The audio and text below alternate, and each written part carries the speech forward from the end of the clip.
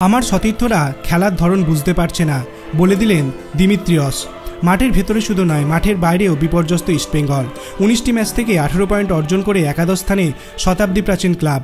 ঘরের মাঠে চেন্নাইয়ান এফসির কাছে হারের পরে সুপার সিক্সের যোগ্যতা অর্জনের আশা কার্যত শেষ।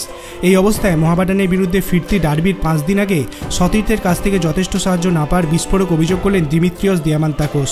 আইএসএলে গত মরশুমে কেরল ব্লাস্টার্সের 17 ম্যাচে 13টি গোল করে সোনার বুট জিতেছিলেন তিনি। অথচ ইস্টবেঙ্গলের জার্সিতে এই মরশুমে আইএসএলে এখনও পর্যন্ত 15টি ম্যাচ খেলে গোল করেছেন মাত্র 3টি। কি হলো হঠাৎ?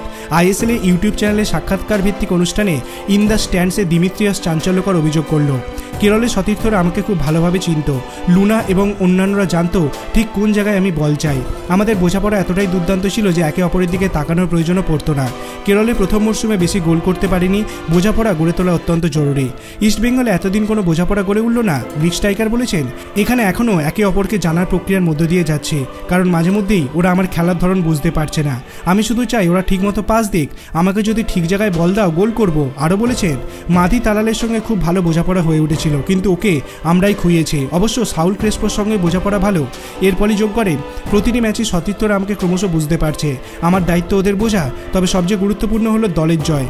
আমার পরিবর্তে অন্য কেউ গোল করলে দুঃখ নেই। যুবভারতীতে চেন্নাইয়ানের বিরুদ্ধে 0-3 হারের পর দিমিত্রিয়স ক্রেসপাকে ছেঁটে ফেলার দাবিতে সরব হন ক্ষুব্ধ সমর্থকেরা।